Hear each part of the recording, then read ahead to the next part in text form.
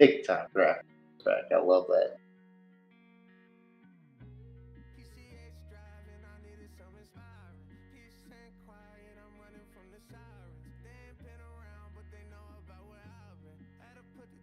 Let's see.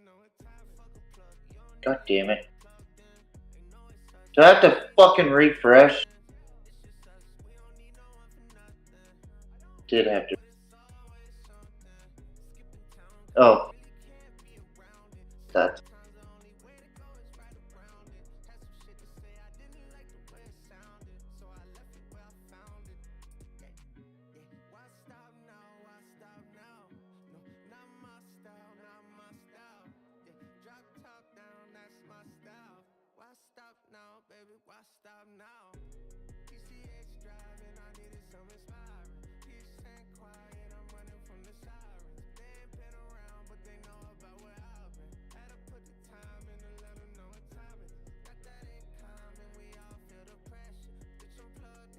I could barely hear it on TV, I think. Or maybe I'm tripping. I could barely hear it on TV, I think. Or maybe I'm tripping. I could barely hear it on TV, I think. Or maybe I'm tripping. I could barely hear it on TV, I think. Or maybe I'm tripping. I could barely hear it on TV, I think.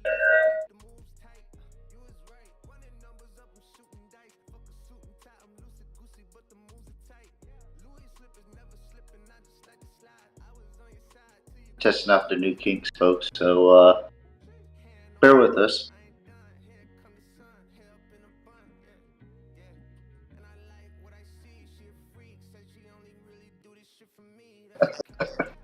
Yeah, we got it.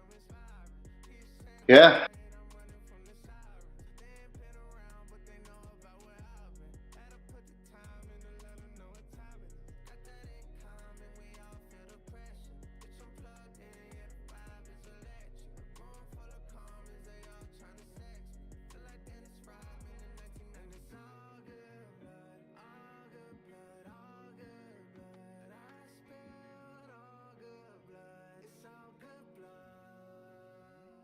Me too, brother.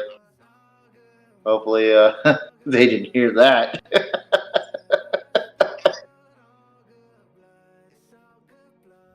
Yeah. Oh. Yeah. Yeah, we're good. We're good.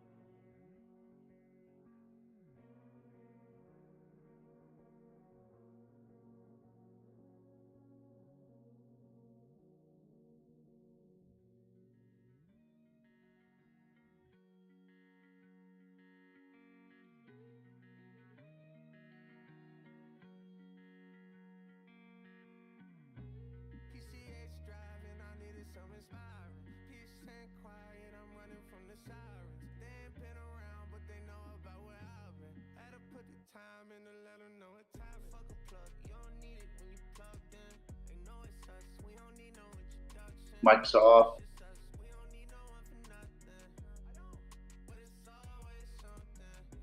Mic's off. Mic's off.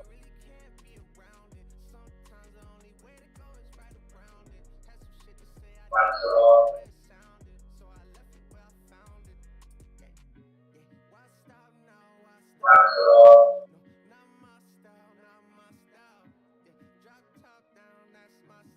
Mic's off.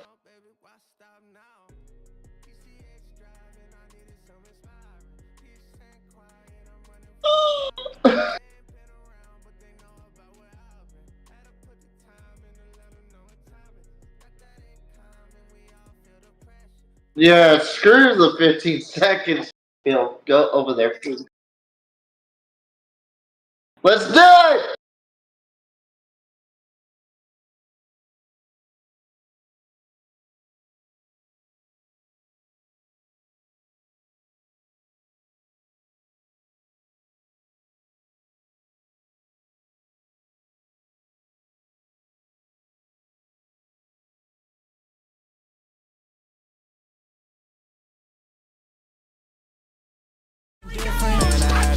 switch it up.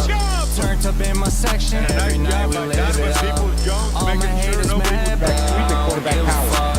All my haters mad, but I don't give a fuck. It's Hill. Taysom Hill picks up the Saints first down, still going.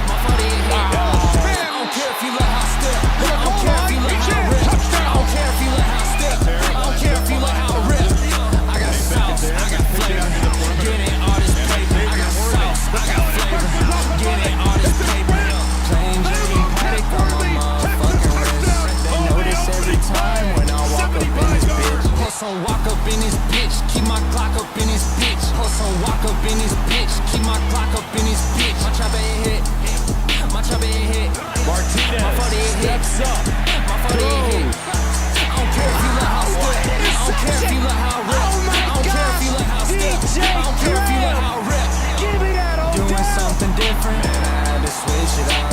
Turned up in my section, every night we live it up.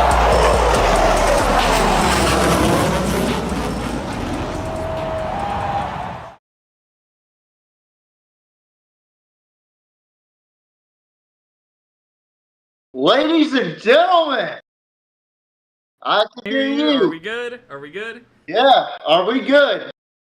Billy's freaking the fuck out as usual. Ladies and gentlemen, welcome back, finally, to a full Pigskin Mafia podcast experience, but in a virtual view. I'm your host, TJ Riddell, and with me is the guy that y'all been waiting for, the man behind the camera, the man who runs the graphics, runs the intro, everything in between. I'm just the talking point. I try my best, dude, but as you see, I mess up a lot. So He's rusty. He's rusty. He hasn't been here in a while. But hey, ladies and gentlemen, back into it. ladies and gentlemen, Destiny 2 extraordinaire. Oh, stop. He is a legend in the business, Destiny 2, from what I hear. The clean cut Haley Steinfeld loving.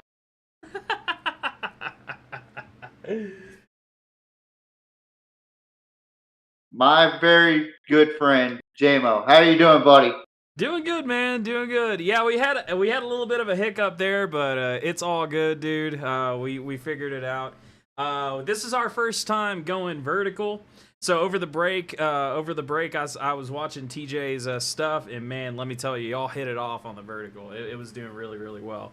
So kudos to y'all for showing TJ massive love over the break. This is our new setup. This is what we're gonna do. So as I found out the hard way, apparently we gotta have the horizontal scene on while the vertical scene's going. So that's weird. So we're probably gonna it's okay. Probably gonna integrate it here pretty soon. So stay tuned for that. For lovers of for people that love horizontal overlays. But yeah, screw the tech talk. We're here to talk about football. Am I right? We're here to talk about football. Yeah, we're here to talk about football. Yes, a very sir. interesting display happened over the week. Jacksonville Jaguars' new head coach, Liam Cohen, had his introductory press conference. So did Aaron Glenn. So did Brian Schottenheimer. But the reason why I want to talk about Liam Cohen for a second, it starts off with how he did a particular chant that is well known from Jacksonville, Florida. Now, me and JMO were stationed there in the same squadron. We know very much well how to do the Duval.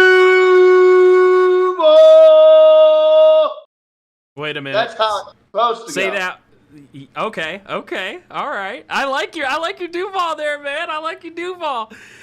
Loud and proud and obnoxious like a drunken idiot, but be respectful about it. And Billy, get down. You don't have enough camera time. This is my day. My big day. Anyway. We'll get to that in a second too. We'll get to why it's his big day here in a second. Yeah. But, we'll get to that here in a little bit. But This was probably the most embarrassing thing I had ever seen in my entire life. And speaking from a guy or two gentlemen, distinguished gentlemen from that was stationed in Jacksonville, Florida, a distinguished Kentucky man and a distinguished Texan, Yes, sir. stayed in Jacksonville for almost 3 to 4 years. This has got to be the most embarrassing thing I had ever seen in 904. Now, to put context into this whole thing, Liam Cohen goes in there. First of all, he does like this thing where he takes a selfie of himself like this, right? And he's saying, "What's up, Jacksonville?" First of all, the way he looks to me, he looks like he doesn't belong in Jacksonville. Yeah. I'll He second looks that like one. he belongs in Albany, New York or something. Yeah. I'll If second you that one. understand what I'm saying, you'll understand what I'm trying to say. I second that one. I second that one, man. That's, yeah. This dude was out of his element from the very beginning. And remember, doing the Duval, you do that, you have to do that specific way. Now, JMO, if you could show the rest of the internet how this goober, I don't know how else to describe him, how this goober does the Duval chant. Please, sir. Yep. Yeah, I got you. All right. Let's roll it. Jacksonville, the community, Duval. What the fuck was that? Oh, we losing every game next year. I see it. We losing every game. Fuck me running. I gotta get back to Jacksonville. I need to talk to somebody.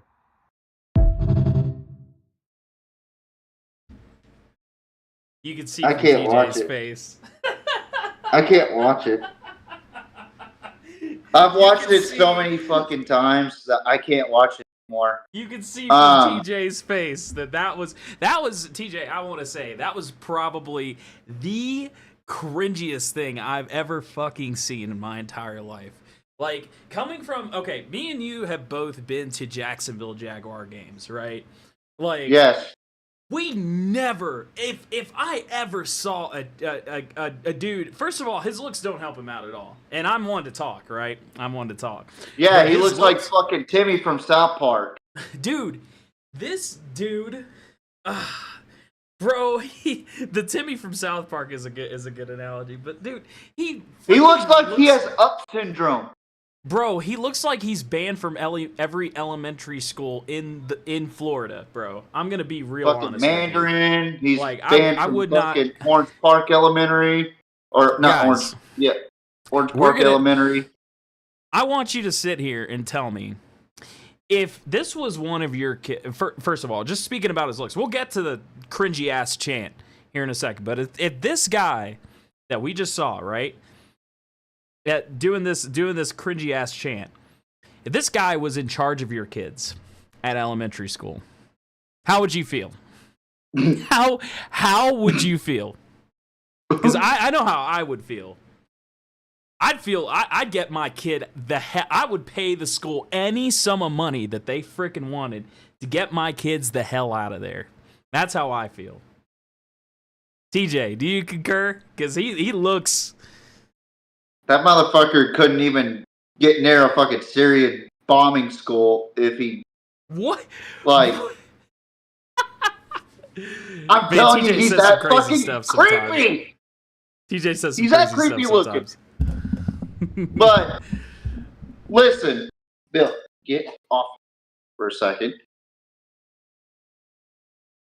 This guy is not going to be a leader of men. Let's keep it funky. He was an offensive coordinator. He's 39 years old. Probably a good man. He has a lovely wife, I'm sure. But I am going to tell you this right now. Just by looking at him and just by the cringy fucking chant that he did, just by the pre or post introductory selfie they took and made the staff fucking say Duval? And let me ask you, JMO, was that a fucking statement or a question? Duval. Don't say it like that, man. Okay, that's Like, the second part no, that I no, want to. I'm asking that. Did it sound like a question? It sounds like it sounds Or is like he concerned somebody, for his own life because he doesn't know how to do the Duval? that's what it sounds like somebody. It sounds like somebody like beforehand, before his press conference, was like, "Oh, you got to do the Duval thing," and he was like, "What's the Duval thing?" And no, and it what his press The motherfucker should executives know or he whatever, lived in yeah. Tampa. His press I'm executives sorry, or whatever, but or people in charge of his press were like, "Oh yeah, just say Duval as cringy as possible." That's what Jacksonville fans do. No, that's not what Jacksonville fans do. That's not what Jacksonville fans do at all. There's a certain way. It's like the fucking Who Dey chant for the Bengals, dude. Yes! Like, there's a certain way to do that chant. Or like the fucking tomahawk. Now, I'm not going to sit here and pretend to try to do that, right? Because obviously, I'm not a Bengals fan. I'm not even a Jacksonville Jaguars fan. But even I know that there's a certain way to do the chant. It's just like terrible towels, too. Certain way to wave those. You don't say, "Oh yeah, terrible towel." No, you fucking spin those fuckers around, right? Spin it like a helicopter. Dude, I don't have my terrible towel available right now. I think I left it at my house, but yeah, that thing's not going to see the light of day for like did you like another the Petey like Pablo 5 reference, years. by the way? yeah, I did. But in all seriousness, do I think Jacksonville is capable of winning games with this guy? I don't think so. I don't think they win more than fucking 3 games this season. Well, They yeah, got a- dude. They got a fucking injury-prone quarterback. They have a fucking shitty offensive line, shitty defensive line, shitty secondary. And let's be honest, if he doesn't bring in a good coaching staff that will lead, man, I think this guy's going to be a fucking pushover. Like, guess who? Mike McDaniel. Fucking, I'm telling you, like, it's going to be another Mike McDaniel situation, but worse. Yeah. Like, you're probably going to see one of the biggest pushovers in the NFL. He's probably going to get fired after the season because, first of all, the fucking community already fucking hates him. The whole fucking goddamn city of Jacksonville, from Orange Park to Mandarin to Riverside. Like, I could name all these fucking little inner cities that live in Jacksonville. You know why? Because I've been fucking up and down the bars down there. So, well, honestly, TJ, if I can, I think it's a little worse than that, man. Like, I think you ever heard of a guy called Art Smith? And if this is your first time on the channel, you know you're gonna understand that me and Art have a rivalry that expands decades. If you're new to this channel, if you're not, you already know how I feel about Art. What do you do in your past life? Who is worse in your opinion, TJ? Fucking Art, who the Lorax, or fucking the Lorax, or the Timmy from South Park, Perma Elementary School band. Who you got? let's be fair for a second. He hasn't gotten the reputation yet for me to judge. True. In order for me to get a resume for him, I have to put see him his on the first level of Art, right? Yeah. I have to see his first 8 games. Yeah. At least. His first 8 games have to be a certain criteria that I have to uphold. If he's a 5-3, I'm okay with it. If he's a 4-4, I'm okay with it. If he's a fucking 1-7 or 0-8, he's fucking worse than Arthur Smith. I agree. In my opinion. Because agree. He's not a fucking chameleon. Let's keep it real. And for those that don't know what that means, it means that he's not going to be able to mesh well with not only the players, but the fucking community as well. And in order to be a good chameleon, you got to mesh well with your fucking players. I mean, look at Andy Reid right now. He's a fucking chameleon. Like, he treats his players like they're his own play, or they're his own kids, you know? Yeah. Despite one of his kids, his actual kids, fucking killing somebody, but we're not going to talk about that. Bill Belichick, honestly, he was a disciplinarian and will be a disciplinarian at North Carolina. But guess what? Players bought into him. I don't think that this motherfucker will have players to buy in because he's a fucking goober. This guy is a goober from hell, and I'm telling you right now, J-Mo, he couldn't even fucking coach a fucking junior high football team if he could. He couldn't even coach a fucking junior high full of fucking women or girls if he wanted to. And it's not because they're female, it's because he's that shitty. And looking at his resume at Tampa Bay, I respect it. He did well with Baker. He actually, I don't want to say he revitalized his career, but are we going to sit here and tell me that he's going to tell Baker that he's throwing the wrong routes if he's not looking at he's not feeling the pocket presence? No, he's fucking like, hey man, how's it going? He's that regular white dude in a inner city. That doesn't mesh well at all. I'm just keeping it real. I've seen it happen before. And when you get a guy that's too fucking corny white in a demographic that's kind of mixed or mostly minority, it doesn't bold that well. And that's the hard truth that nobody really wants to talk about. And it happens all the time. And especially when he's a pushover. Like, oh, this fucking coach won't do anything when I get in trouble. I'm telling you, it's a recipe for disaster. This is a recipe for disaster waiting to happen. And I hope someone clips this just in case if we're wrong. I hope so. But right now, just by looking at his body language, looking at the way he talked, and the douchebagginess, yes, I said it, he has a certain douchebagginess where he fucking does that side thing with his head, which was fucking creepy and douchebaggy. And he's a fucking goober. And it's weird. I don't think he can lead men in a fucking professional football league. Well, and it's funny you say that, man, because the first impression that I got from this guy, right? I think you're absolutely right that he's a freaking goober, right? Like, this dude does not come off as serious at all, dude. Like, you know, every player, it's so unfortunate because every player I feel like on the Jacksonville roster right now has one mission in mind, has one goal in mind, and has had one goal in mind ever since Trevor got there. You know what that is? Let's be a serious organization. You don't need stuff like this. You don't need somebody coming in and doing and throwing all this fake shade at you.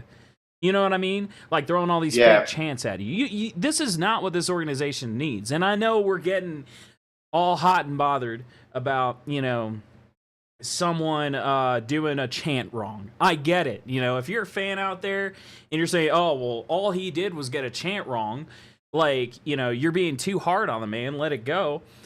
Man, let me tell you something. Then there's soft pussies. Let me tell you something. A head coach is the leader of an organization, right? It's like Dan Campbell. Every time I see Dan Campbell, I get fired up, personally. And I know TJ can express the same sentiment because Dan Campbell is one hell of a coach, not just because he's a genius when it comes to forming offenses and defenses, but also the fact that no matter what team he is on, no matter what team you're watching, he gets you fired up.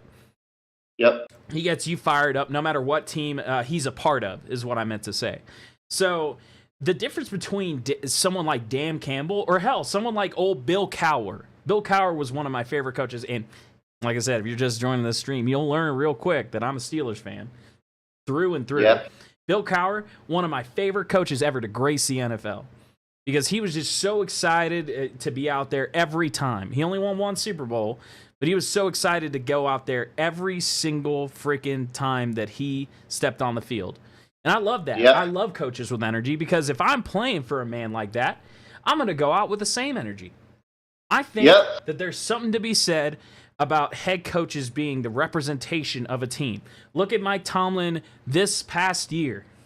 You could tell his energy levels have dipped down to what I believe is a sort of like ambiguous state. I don't think that he will personally recover from this. I love Mike. I think he's been a great head coach for this organization for years. But let me tell you, if his energy levels at the end of the Ravens game were anything to go off of, it's not looking good in Pittsburgh, folks. Yeah. But I think, and I get that all from analyzing the energy levels of a head coach. And I could tell this guy who's coming into Jacksonville, good old Liam, he doesn't take this seriously. And also, I want to point out something else. What is with and TJ, I want to get your opinion on this. What is the deal with offensive coordinators wanting to become offensive or defensive coordinators all of a sudden thinking that they can become some illustrious head coach? Like, I mean, I get it. You know, that's how we all start our paths. But, like... Yeah, that's how you elevate. But I get where there are just some you're people that are not made to be head coaches. I'm sorry to say. Yeah. Like, correct me if I'm wrong on that. I want to know your take on that. No, you're right. Where do you draw the line? Where do you know when somebody is not meant to be a head coach, be that caliber of leader? I want to know your thoughts. Well, it starts off with your coaching tree, where you came from. I don't know exactly where this guy's coaching tree, where he falls on in the coaching tree. Sean McVay is a perfect example of a guy that was a first-year head coach, succeeded. Okay, I'll give you. He's a good example. Mike Tomlin, same thing. Big time. Yep. I agree. But when you got guys like Mike McDaniel, who were fucking analysts, notice what I just said. Analysts. Yep. And then become a head coach. Think about that for a second. That's a huge fucking step. Now, coordinators, it takes time to be a head coach. Steve Spagnuolo, he was not a successful head coach. But he found his place as a defensive coordinator, made the Giants a really good fucking defense at one point. Then the Giants got rid of him for some stupid-ass reason. Then he goes to the Chiefs, and guess what? They're about to fucking three-peat with one of the best defenses in the NFL that nobody's talking about, by the way. Yeah.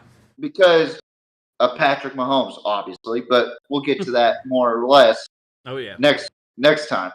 But my point is, you have to know your limits in coaching. And I'm not a coach. JMO is certainly not a coach either. But hey, man. No. Yeah, I know.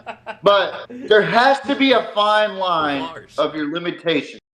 Yeah. When it comes to coaching. And when me and JMO, two guys that have never really coached the game, I made one good coaching call in my entire life, and that was a fucking peewee football game. Let's be honest. I figured out a way to stop the Wildcat with a bunch of fucking sixth graders. That's whoop-de-fucking-do, whatever. When Arthur Smith or somebody like Arthur Smith fucking underutilizes players like Bijan Robinson, that's a fucking problem. Yeah. And I'm not just talking about for fantasy players. I'm talking about how we know a good fucking football player. We know the greatness that could be, and we see so many fucking players that don't get to play the game, especially running backs, because guess what? They want to fucking throw the football. Yeah. And what does Mike McDaniels do? He throws the goddamn football. Yep. Kyle Shanahan, what does he want to do most of the time? Throw the goddamn football. Yep. He may be in 20, he may be in 12 personnel, he may be in fucking 21 personnel, but guess what he does? He still throws the goddamn football. Yeah. Kyle Shanahan has made it to the fucking big time and has never won a Super Bowl. And I wonder why. Yeah. Because he can't fucking be a head coach. I'm sorry. He's a former Longhorn. I respect him, but he is not head coach material. Yeah. We have seen it time and time again against the fucking Chiefs. Pat's first Super Bowl. Pat's fucking third Super Bowl, I believe. Yeah, third Super Bowl. Last season, I believe. And I'm telling you right now, OCs that want to do cute plays don't win you games. Yeah. Why do you I think? agree. Why do you think Andy Reid does so well with the Kansas City Chiefs? And yes, I am not a fucking Travis Kelce or Patrick Mahomes fan by any means. But there's a certain thing that the Chiefs have that a lot of teams don't have. And guess what that is? It is called fucking it factor and Andy Reid. But we want to give Patrick Mahomes his roses and brag about how he's got over 5,000 yards in a single season. I wonder why. Because he throws dinks and dimes, and it's all about yak yards. You know, he's the leader in most yak yards in NFL history. Yards after catch. Yeah. He's the leader of that. So that tells me right away that his receivers are doing all the work. He's a lazy quarterback. Move on. Yeah. And then we look at guys like Bill Belichick, who really were a defensive-minded guy and have succeeded. I wonder why. Because he coached under a legendary coach of Bill fucking Parcells. Yep. Remember that. Jimmy Johnson was one of the best coaches to ever come out of college and NFL. Yep. It all starts with the coaching tree. It does. It does. You're right. And I'm sorry, but you hand-me-down coaches, Barry Switzer, fucking Jimbo Fisher. Oh, yeah, I'm going to call this guy out, too. Ryan Day. I'm sorry, but I'm sorry, but you know what? I'm going to get on to this guy, too. Are you ready? Lane Go Kiffin. ahead. Really? As of late. Yeah. As of late. Oh, because he can't win the big games. The one thing that I think is the bane of coaching right now, and I'm gonna get on to Lane Kiffin. Let me tell you, I think overall he's a decent head coach. But let me tell you the one thing that pees me off more than anything. When he starts talking about analytical football.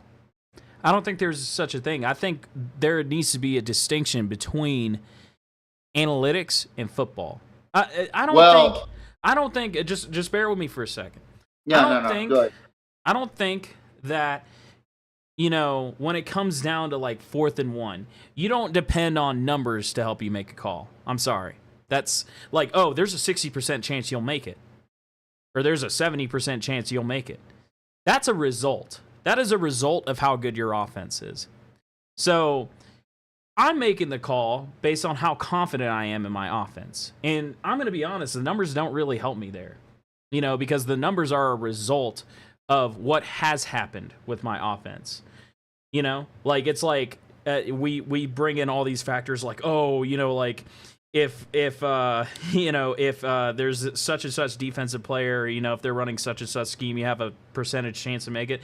I mean, cool, that might be smart football, but let's not bring in analytics into this. Oh, let's go for it because there's a 60% chance of making it. You think coaches back in the 80s and 70s had that mentality? They didn't. No, because they wanted to win the game and not put up stats. Exactly. And you're actually contradicting yourself a little bit. You're actually leaning towards what Lane Kiffin's actually saying as far as analytical football. I think I'll be honest here, dude. I hate when fucking teams go for it on fourth down unless it's Now I'll agree with you on this. It's about a confidence thing. Yes, I absolutely agree. But when you go for it on fourth down, fucking 5 times a game, and you were up fucking 29-22, and you gave the game away to the fucking Chiefs. Yeah. That's where I have a fucking problem. Well, and you had so many missed points. Okay, let's go over this real quick. Instead of kicking a field goal a field goal, what do? They go for it on fourth down. Right. They do make one, but they didn't make one. They didn't make another one, right? 2 field goal attempts that they missed. And I'm talking about the Buffalo Bills. And then you do score a touchdown. You go for 2. That's the analytical football that he's talking about. That's the old. I get the confidence thing, but when overconfidence comes into play, that's analytical football. Now I get what you're saying, and I do agree with you on that aspect. But at the same time, what Lane's trying to say is that there's too many guys that rely, and Lane's guilty of this too. I've seen him do this. That's what I'm saying. He's contradicting himself. No, you're right about that. But he contradicts himself because he continues to do it. He did in the Kentucky game and then blamed it on analytics. I'm like, dude, analytics aren't your problem. You're the problem because you have to make the call at the end of the day. You get what I'm saying? Like, it's kind of it's hypocritical in a sense.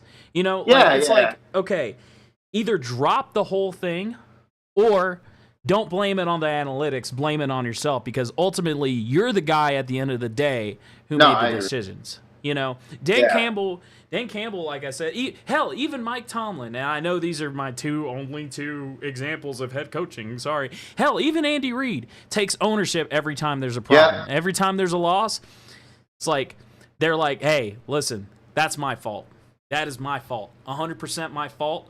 Won't happen again. Even Pat doesn't. Pat, the one of the last videos I saw, I believe this was like a couple days ago, when Josh Allen finally beat the Chiefs one year, right? This wasn't a conference championship, but I believe they met in an exhibition. It was a regular season game, I believe. Dude, Patrick Mahomes blamed the win on a missed call by the refs. And I was he did. Are you serious? I remember that. He said, that was fucking bullshit. Both offenses had penalty. I get what you're saying as far as the whole analytical football. Like, I fucking hate when you're obviously in field goal position. Yeah. Take the point. If you're out of field goal position, punt the fucking ball and pin them deep. And that's where I go with these guys like Mike McDaniel, Kyle Shanahan, because they're too smart for their own good. Yeah, I agree. I agree with that 100%. Like, that's the whole premise of the whole analytical football. It's overthinking is what it is. Exactly. It's like, at the end of the day, if I'm a coach. It's like playing college football 25. You know, am I going to go for it on 4th and 2 at my own or at the Aggie fucking 35 when my kicker kick it at the 40? Well, and that's the thing that separates the greats, right? It's like, okay, being able to look at a situation. Okay, I got a minute on the clock. What can my players do? What confidence level do I have in my players? Not based off a number, based on what I know. If I know that I have a Josh Allen, right? If I know that I have a quarterback that can get it done, or hell, a Ben Roethlisberger, or hell, a Peyton Manning, or a Tom Brady, you get the point. I'm going to put my faith in him. I'm going to say, hey, chips are down. But if we got like 10 seconds left to go in the game, and we're in field goal range, I'm going to be like, well, guess what? We're kicking a field goal. Sorry. Yeah. You know? Absolutely. I put my faith in you guys, and that's only if we're down by a field goal, but I put my faith in you guys, of course. But am I going to go for the easy points? It's logical. There's a difference, and I think this is a big misconception. There's a difference between logical football and analytical football. And I think the two get misconstrued a lot. That's where I'm going with it. Yeah. Like you should play logical football. You should not play analytical football. So you think fucking Jimmy Johnson would go for it on 4th down? Depending on the situation. Depends on the situation, and not based off a number. And I'm talking about more or less on like every other fucking 4th down that Sean McDermott is another fucking Kyle Shanahan. Honestly, like I'm sorry, Buffalo or Bills Mafia fans. He's another fucking Kyle Shanahan. Can't get deed done. Yeah. I'm telling you, like, it's probably going to be another Kansas City Super Bowl win because guess what? As much as I want to give the guy the credit, Nick Sirianni is another Kyle Shanahan. Yeah. Plain and simple. Saquon Barkley is leading a sinking ship to the Super Bowl. Yeah.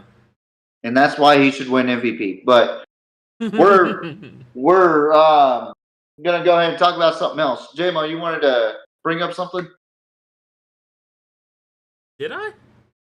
Did you? No. Okay, what else did we want to talk about tonight? Conference championships. You told me you wanted to bring up the conference championships. Oh, yes. The glorious conference championship games. As anybody saw the Commanders and Eagles game, let me tell you, I had it a little bit closer. I think I had it 31-3. I don't have my notes on me right away. It is my birthday after all, so I don't give a fuck. We're gonna go over that. We're not gonna leave the stream without wishing you a happy birthday, my brother. Yeah, that'll come at the end of the show, but that is a fact. What I will say about this game is that Jaden Daniels, even in his worst game, he still plays great. Yeah, I'll agree with you on that. 100%. Zach Ertz still has it in him. Philadelphia, they can't do anything without the run. AJ Brown finally came through. Devontae Smith's still playing pretty well. Jalen Hurts is probably going to hurt the team at some point. Yeah. No pun the defense played outstanding football. I will say that. The Eagles played outstanding defense, whereas the Commanders couldn't hold on to the fucking football whatsoever. But I called the game to be over at halftime. I was like, this game's already over. Yeah. And the dude at the bar that I was at, good old Shaq, shout out to that.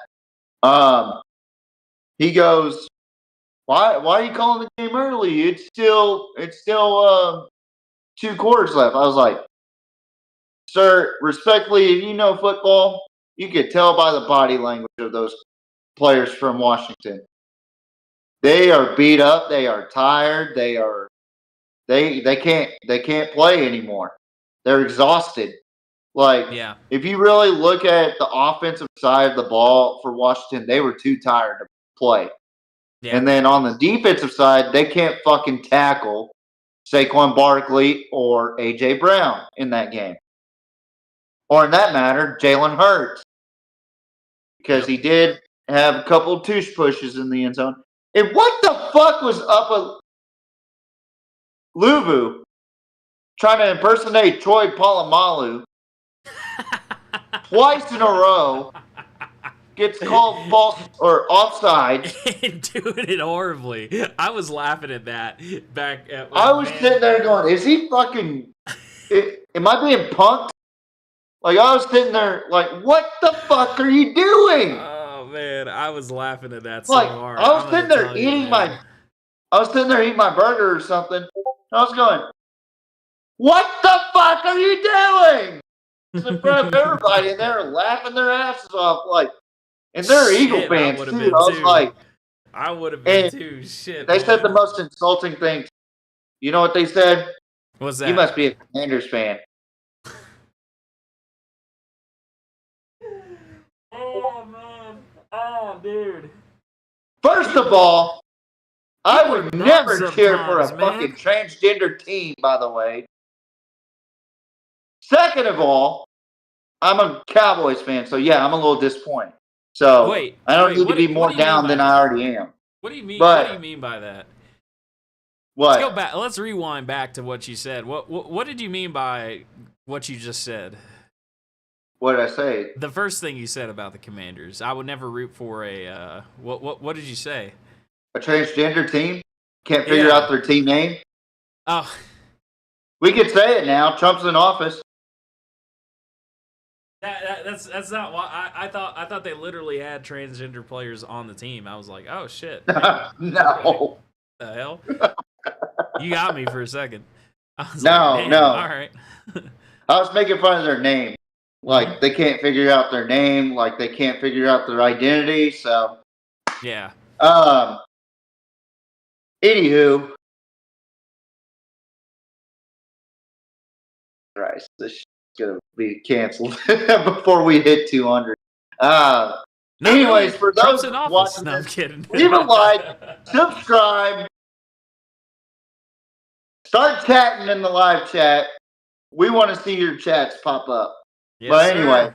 Yes, sir. This is why we're doing the whole vertical thing, right? To engage with you guys, because over the break we saw that you guys love seeing TJ talk, and man, I mean, he gets all the hoes and stuff. So I'm gonna leave it at that. I get pussy.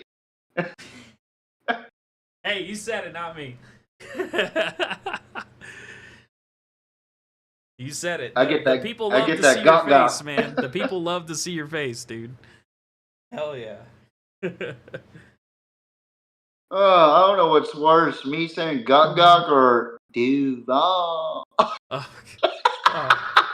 I don't know what it is, man, but even saying it like that just gives me. Hold up, you guys want to get your cringes out for the evening? Hold up, I got you. Yeah, Are you ready? Are you ready? All right, I got y'all. The community.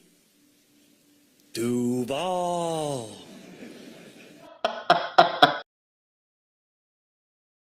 I want to see your impersonation real quick. No, I'm not doing that. That sent. I don't think you understand. That sent chills down my spine, and not in a good way. Not in a good way at all. No. That was like possibly. That was like. Have you ever went down the rabbit hole of? We're on YouTube, right? Of course. If you found us, you probably found a rabbit hole somewhere, right? So if you're down the rabbit hole, you have to have looked up like, some sort of brain surgery or, like, some sort of operation that's like horrible. I cringed harder at that than I did seeing a man have his skull ripped open for medical procedures. So, yeah, that's Thank you. Thank you You for gave that, me fucking nightmares for the rest of the night. not every time I see that, I'm gonna get chills down my. That actually, nothing has really ever made me physically cringe more than that right there. It makes me angry. Yeah, seeing that man. yeah, dude. Well, see, normally when I cringe, it normally does make me angry or I whatever. want to Because I'm punch him like, in the dude, face. yeah. He's got a punchable face. I just want to. If he was in a room, I would just leave. You know what he looks like? Who's that? You ever played World of Warcraft? Oh, I got my roommate. He plays WoW all the time, dude. He probably know what you're talking about. He looks like one of those fucking trolls. You know, the one with the tusk.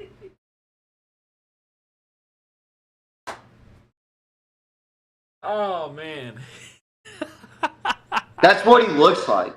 Oh, dude. That is exactly what he looks like. He looks like one of those WoW troll things that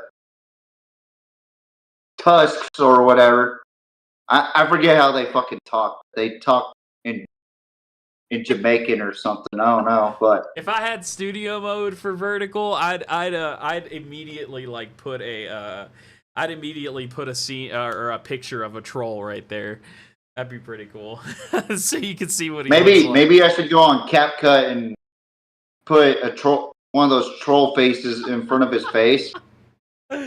Oh man. Oh, dude. Shout out to CapCut. Anyways. Dude, I'm an idiot. I deleted TikTok. I'm one of the idiots that deleted TikTok, so. I mean, it's probably going to get rebanned again, so we'll see. Here I am, TikTokless. What it looks like. Someone get the violin out. Anywho. Oh, man. So, in that game, I was just furious at the way the game was being played, and it was just bad all around football, in my opinion. The one good thing about that game was the fact that the Eagles' defense played their asses off. I can commend them. Now, we get to the other game where it was a far more interesting game, but still a fucking shitty game. Let's keep it real. Yep. Let me bring that back. Fucking going for it on fourth down. Going for it on 2-point conversion. Yep. Don't fucking do them. I don't know why Buffalo was doing it in this game. They could have just fucking kicked 2 field goals and kicked an extra point, get fucking 7 points on the board that way. Or actually, 7 points on the board. And you still would have won the fucking game. Yeah. But here we are. We're going to fucking go for it on 4th and 5, which he didn't fucking make, by the way. Or he didn't make it on that one tush push. He didn't. The ball did not cross. Just because his body crosses doesn't mean the fucking ball is crossed. Yep. That's what the officials are looking for. So stop saying that the NFL's rigging it. You fucking idiots. Anyway. Damn. I'm tired with the NFL's rigged bullshit. I agree, It's not. He did not fucking cross. The ball did not cross. He may have crossed. The ball didn't. So shut the fuck up and actually watch the goddamn film. Or let me educate you the way I do, because I could do it in a master class. Treat you like a fucking idiot. Anyway, then on 4th and 5, now I was watching great film work by the one and only Coach JB and Matt McChesney and Darnell Smith. Shout out to the Coach JB show with Big Smitty and 0 to 60 podcast with Matt McChesney. They were breaking down the Buffalo Bills 4th and 5, where that fucking horrendous play happened. Steve Spagnuolo is a genius. Okay? Yep. So here's why I say that. He overloaded the right-hand side, So that was the strong side for the defense. And he dropped off another defensive player, which was probably Chris Jones, if I'm not mistaken. Dropped off Chris Jones. So that way, if I'm Buffalo and I look at this, right, you figure, I know we're calling Lucy. Maybe we should Ringo, which is protection right? Well, apparently, Josh Allen either doesn't know how to do it or he forgot to do it. And what he should have done, he had 11 seconds on the clock to do this. He should have went up to the line and said, Ringo. Yep. And ID the mic. Monday. Ringo. And next thing you know, ball snap. What does the offensive line do? Because Josh Allen didn't tell him shit. Lucy. And created a fucking wall of red going after Josh Allen. Yep.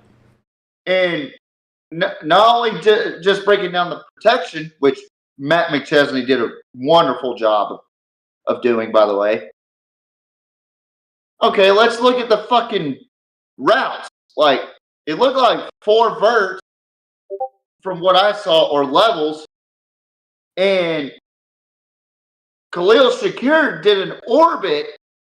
Now, if y'all guys don't know what an orbit is, it's where an inside receiver goes into the back of the end zone, then either goes around the quarterback or stops midpoint at the quarterback and goes back out as a flare, right? So he did that. He did the midway point and then flare back out, which we used to do back in Pee Wee football. So here in a little bit, J-Mo, I'm probably going to take this mic off because my battery's about to die. But you're good, man. You're good. So he did the orbit and created a fucking lane where he could have gotten the first down. First of all, you didn't do the Ringo call. Second of all, you didn't see that your check down was the orbit. And the orbit could have gotten you the first down. Yeah. What does Josh Allen do? He does a fuck it. Dalton Kincaid's out there.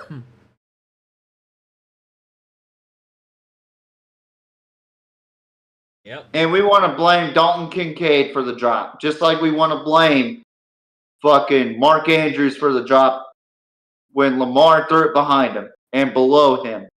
When common sense tells me that Mark Andrews is 6'6". I'm gonna throw it over his back shoulder, so that way he could catch it like this. And also, he was having a bad game in that game against Buffalo. And if I'm Josh Allen, Ringo. Okay, nobody's open right there. Throw it right there. And make Khalil Shakir make the play. He will get that first down. Who's going to fucking tackle him? Chris Jones? Maybe 35? I don't know. But Khalil Shakir would have gotten that first down. I guarantee it. Yep. And it takes a novice to know this. But what do I know? But yeah. That was probably one of the most piss-poor coach games I had ever seen from Buffalo. Steve Spags did a great job. Andy Reid did a good job. One moment, folks, as I take this beautiful mic off, I turn it off, and I do have to charge my phone. That's why I'm doing this. So bear with me. Before I do go, though, and I'm not going to leave. I'm just switching real quick.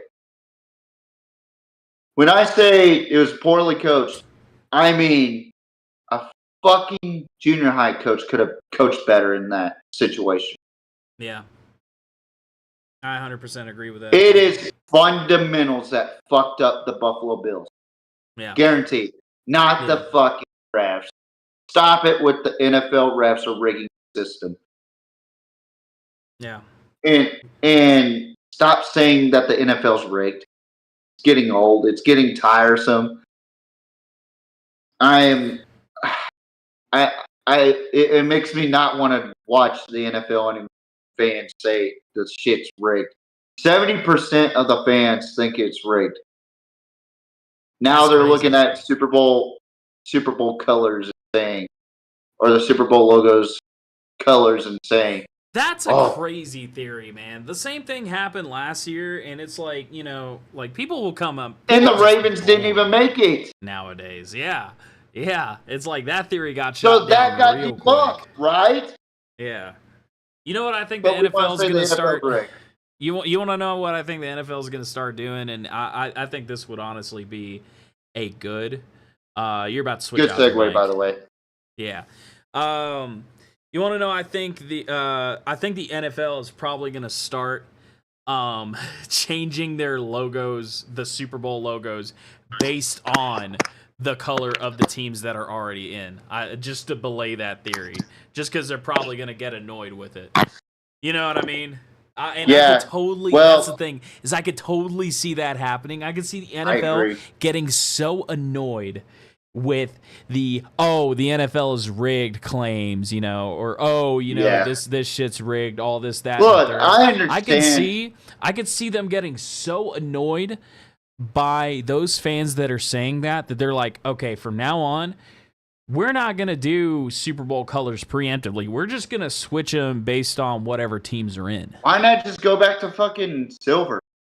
That's what I'm saying. Dude, bro, like, I liked it better, in my opinion, like Super Bowl XL, I didn't have a problem with. Super Bowl XLI, I didn't have a problem with. Super Bowl 42, 43, I didn't have a Or problem can with. we go back to where Super Bowl logos actually looked good? Yeah, Like, I don't know, well, Super Bowl 30. to me, Super I've Bowl. never, and I don't think anybody's ever really had a problem with the way the Super Bowl logos have looked. But I think this controversy and stuff that we're seeing nowadays is just getting out of hand, dude. It's like, Yeah. dude, come on. You're really going to say, like, I think the Super Bowl colors are indicative of which teams are going to go. It's like, bro, you can't guess who's going to go and who's not. You can't do it. I'm sorry. It's just, Yeah. I mean, you can have a pretty good idea. I had a pretty good idea that the Bills were going to take it against the Chiefs this year, but they just did not execute. They did not execute. Who did I say was going to the Super Bowl at the You said it beginning was of the the season? Chiefs. You said it was the Chiefs. I said the Chiefs, and I said the Rams Yeah, were going to go in. I said it at the beginning of the year. yeah. And guess what happened? It didn't happen. Right, So fucking what? right, right. And let's be real, folks. I say that the Chiefs are going to win their third straight, but do I really think so? I don't know yet. I haven't even Nobody gone through knows. my prediction yet. Yeah, So, with me saying that, I'm just throwing it out there as an assumption, not a prediction. We don't know yet. But, we all like to think that we know everything, yeah, which I think is funny. yeah. But, yeah, I just thought overall the conference championship games were lackluster and just fucking shitty in general. I agree. I mean, I agree. were they even good at all to you? Like the were NFC they one, interesting? but the NFC one, and I didn't really get a chance to talk about it, but the NFC one, the NFC Championship game was just a massive fucking blowout, dude. I was actually sitting in my seat thinking one of these teams did not deserve to go, and it's pretty obvious who didn't. I think I was at a bar at the time when it was happening. Either that or Damn, you and was I were talking to both my at a friends. bar. Well, I think either I was at a bar or a restaurant. I can't remember. I was with somebody at the time. As far as like just having a meal with them. And I remember saying, this is a piss poor NFC championship game. Like I really feel, I've never seen a worse one in my entire life. Man, dude, I really feel like there was a different team that deserved to go. And I think you guys know who I'm talking about. Call me biased, but I really think Detroit should have been the winners of the NFC. I think they had a bad game. I think credit to the Commanders. I just think the Commanders in that game had a great game plan against a team that was wounded. Yeah. Credit to the Commanders. A team that was wounded, and they still put 31 on them. Let's keep it real. Yeah. And let's not act like the Commanders were something special. Like, they were not. They were enough. I mean, they were in the sense that they had a decent or a really good team that could compete in the playoffs. They weren't Super Bowl bound. They just, let's be honest, they got lucky against Tampa Bay. Yep. They played against a wounded Detroit. Yep. And they have an awesome quarterback that is a rookie who's going to end up being the offensive rookie of the year. Yeah. Realistically. I had Bo Nix, but Jaden Daniels is something special. I will be honest about that. I agree with that. 100%. He's a fucking game changer. But I don't know, man. Like, I just could not bear to watch another fucking second of that game without throwing up. It was that bad. And then the fucking play calling from the Bills just, ugh, it was bad. It's pretty awful. It's pretty awful. Like, and I can't blame the Bills defense, and I can't blame, hell, I mean, I wasn't really impressed with the way Travis Kelce played. Let's talk about that a little bit. No. Motherfucker was holding a trophy, acted like he did something out there. He didn't do shit but make one good block for fucking Patrick Mahomes. Yeah. Yeah, dude. And see, that's the thing, is like, ever since, that's the thing I hate about the, at least with, I'm going to talk about this. I'm going to put a pretty little bow. Go ahead. Like, the Haley, at least, the Haley and Haley Seinfeld and Josh Allen relationship, like, Josh Allen is a pivotal player wherever he goes, in whatever matchup he goes into, right? So it's like, the hype isn't about, realistically speaking, the hype isn't about who's dating who. It's about, like, Josh Allen is a really good player. Yeah. Like he is, like I just said, he's pivotal in every single game he plays in. If he does not play well, the team does not do well. I'm sorry, but he makes that kind of influence. And I'm not saying that, football is a team sport, as we've discussed previously, but I think that he has that much of an impact to the point where if he does not play well, the team doesn't play well, unfortunately. He is a factor in the team. Now, given that, Travis Kelce, it just seems like he's all hype. Seems like he's all hype, especially as of recent. I don't think he's performed. Well, ever since he dated Taylor Swift, he has turned into hype. That's the thing, is but we're just now noticing him because he started dating Taylor Swift. You know what I mean? And he's a good example of, a good politician in the NFL. I think he's good at politics. Shit. He's good at playing the political game. But as far as a football player, he's not really that good. Let's be real. Here. I'll be honest. Like, when he came into the league, he was really good. Yeah, I'll give him that. Probably top three tight end in this era of football, and I got to give him his flowers. I can't just sit there and say, well, he's a fat piece of shit that only blocked in the AFC Championship. He did contribute a lot to the Kansas City Chiefs organization. Do I think he was better than Tony Gonzalez? I don't think so. But I still think he was a really good player coming out of college. And I think ever since he started doing the Gridiron Heights, ever since he started dating Taylor Swift, who has become a fucking zoo exhibit for Kansas City.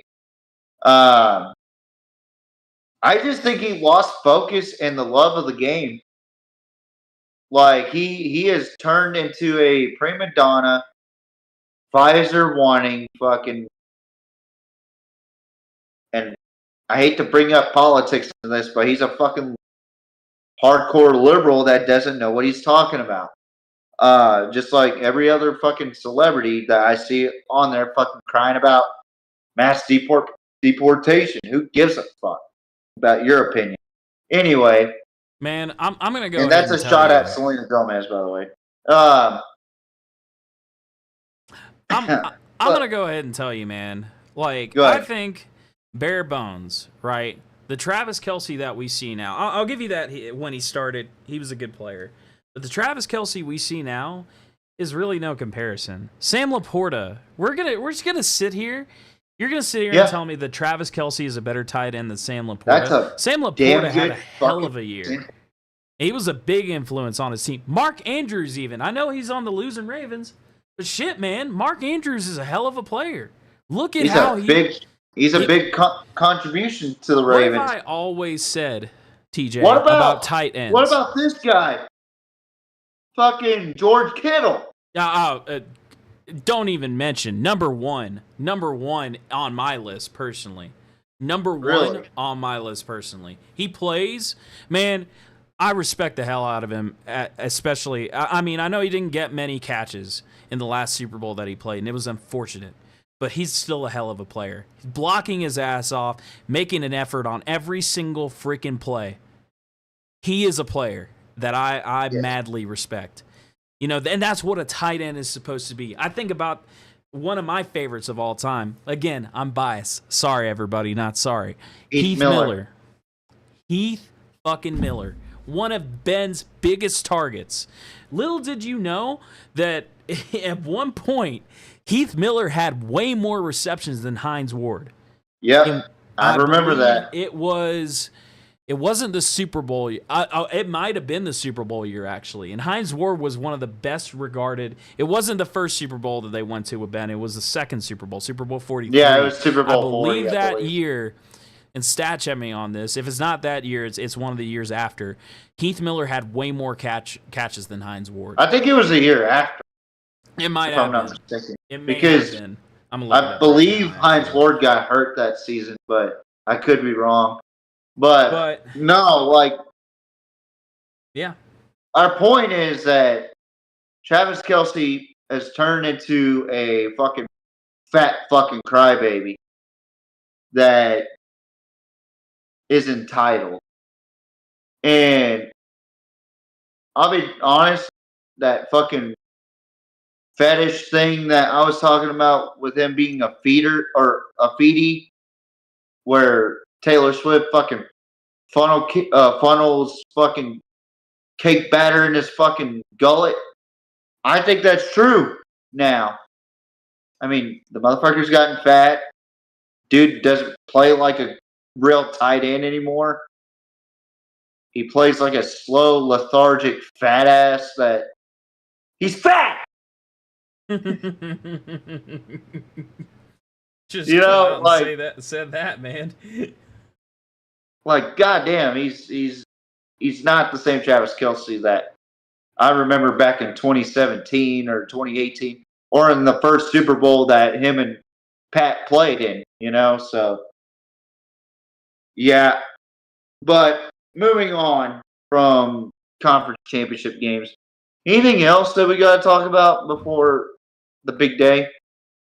I mean, dude, like, I'm not going to lie. This, especially on the NFC side, yeah, the conference championships were pretty underwhelming. I'm not going to lie to you. I think they were that shit.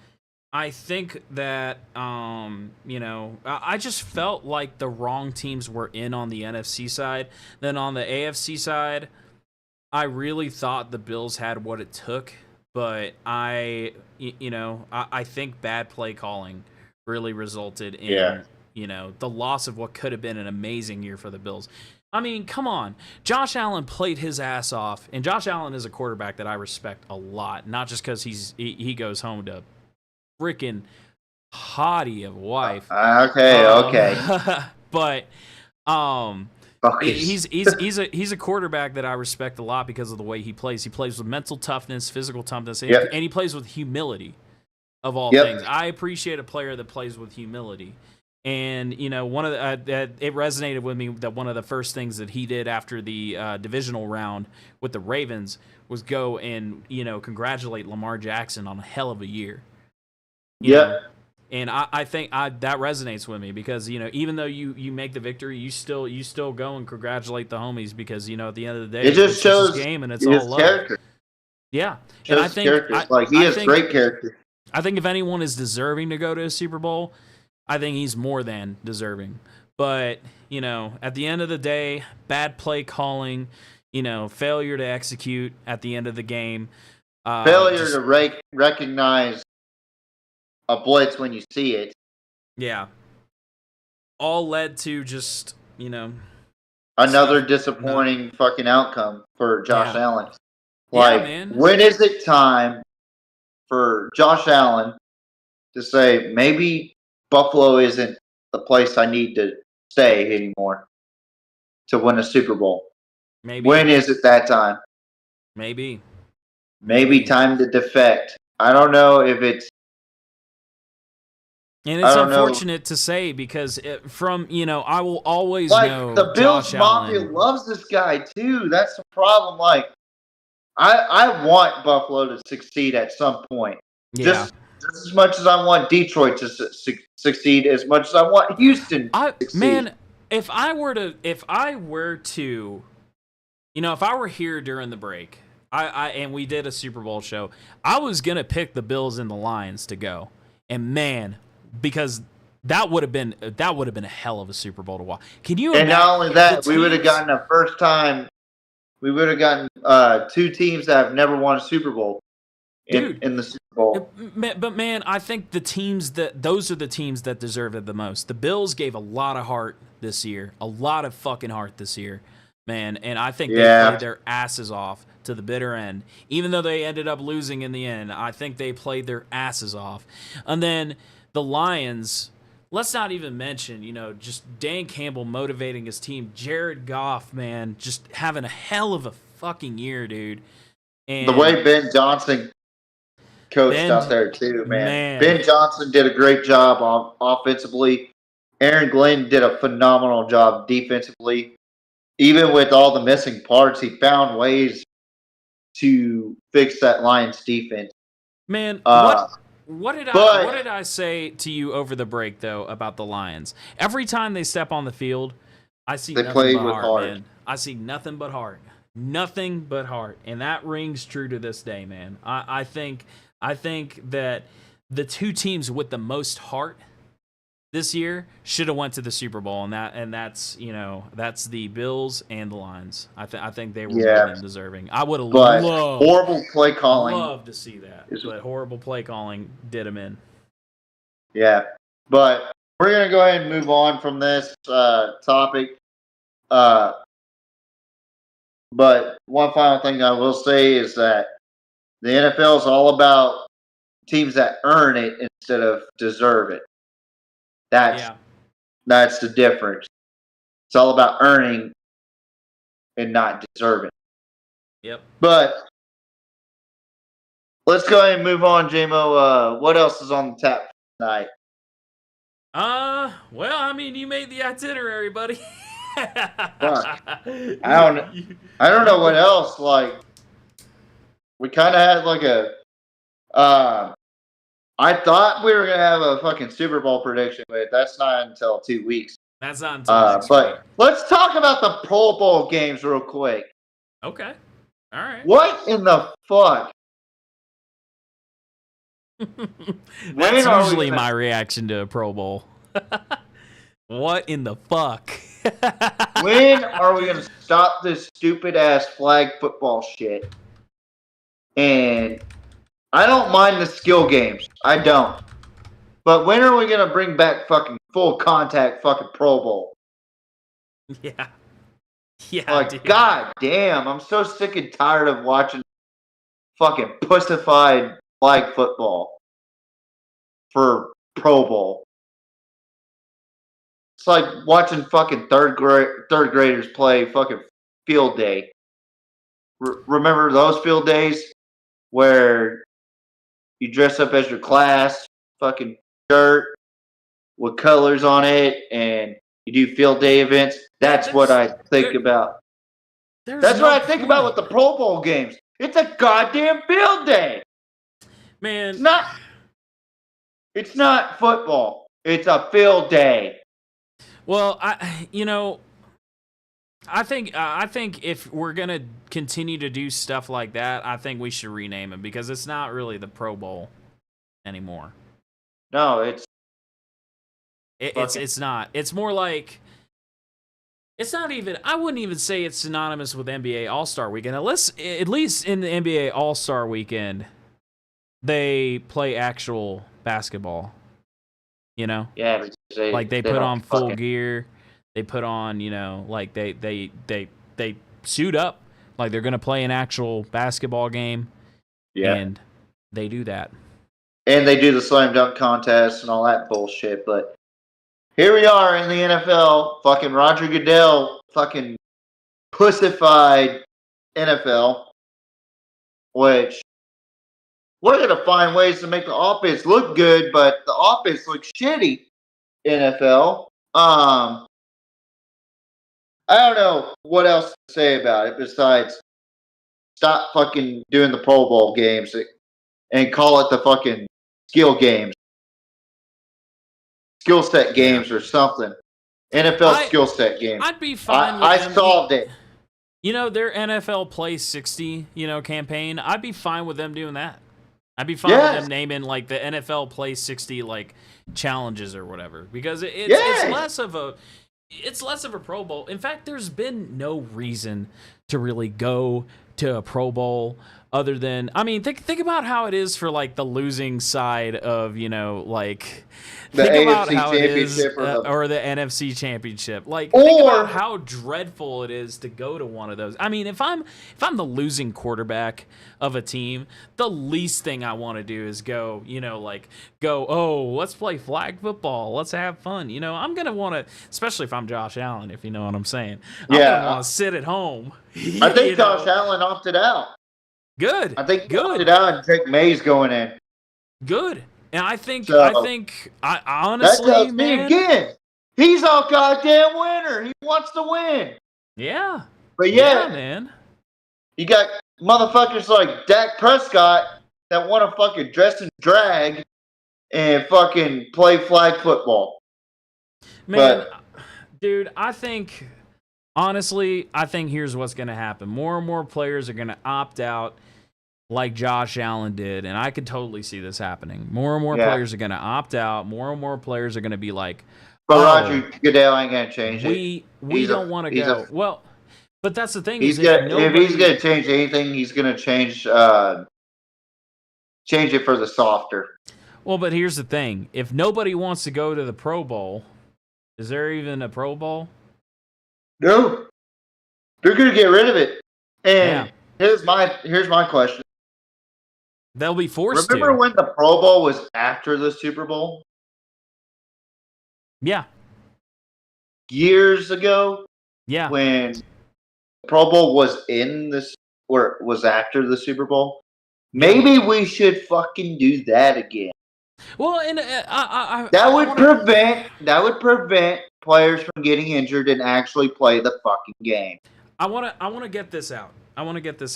I am Go ahead. okay with the like quarterback challenges and stuff. I think that's pretty traditional. I think okay, like doing a little mini game or whatever, but like it just feels cringe, man. It gives off the same It's vibes just the fucking as, flag football for me. I can't fucking do it. Let me tell you what it gives off the same vibes as. Are you ready? Jacksonville, the community, Duval.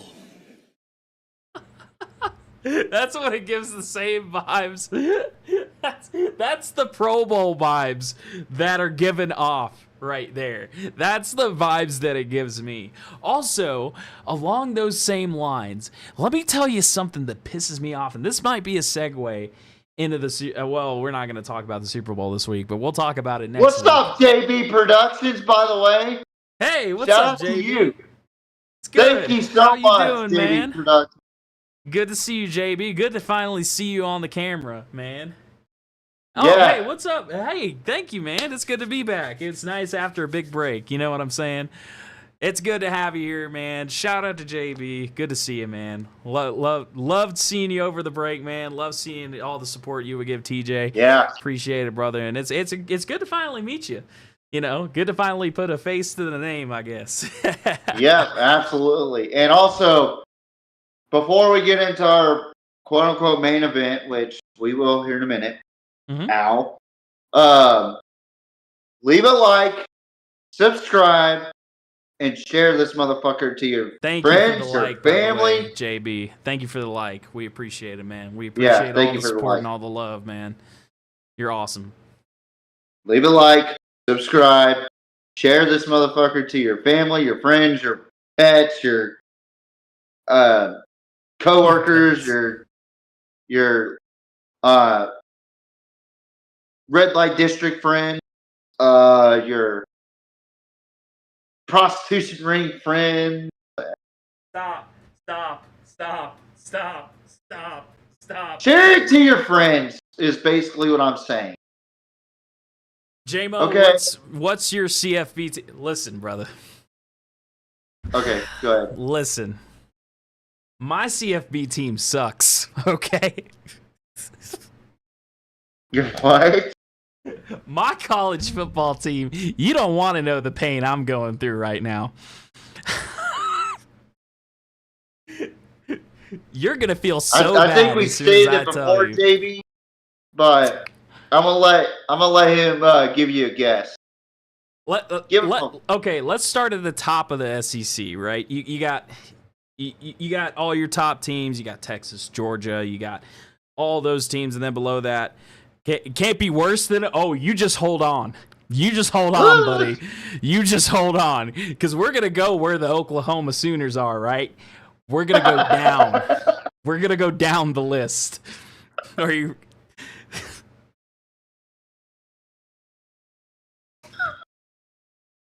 What's that state right there? That's where I'm from.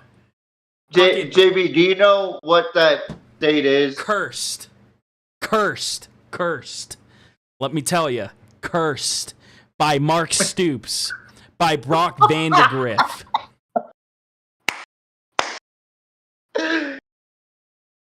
$2 million contract, my ass.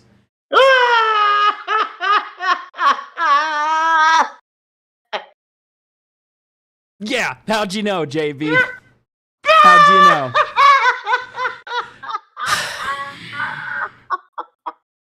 I'm glad Brock retired, man. He don't need to be playing.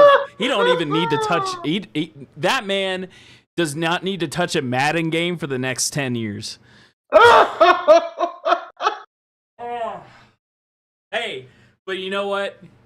We're winning in basketball. Hell yeah, that's good.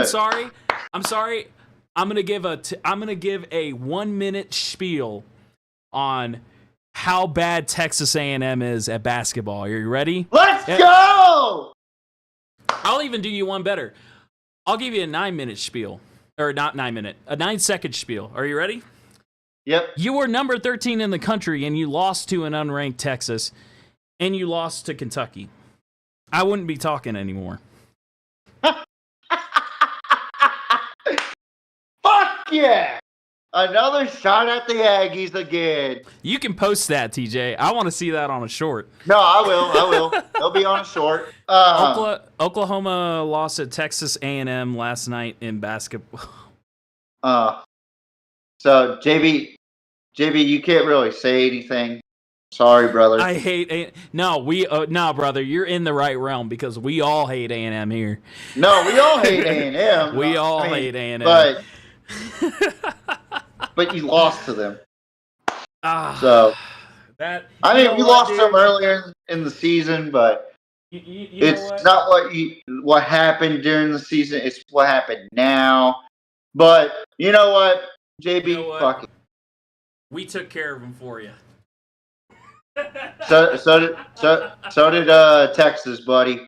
And JB, I'm pretty sure if we played them in football this year, we probably somehow, some way, with our shitty ass Brock Vandegrift, would have came out on top. Maybe. well, fucking Mike Elko's fat ass couldn't figure out how to stop Texas' fucking rush defense. We had our fucking rush Maybe. defense against our passing game. Maybe Mark Stoops would have been like, "Oh, we could run against these guys." Oh.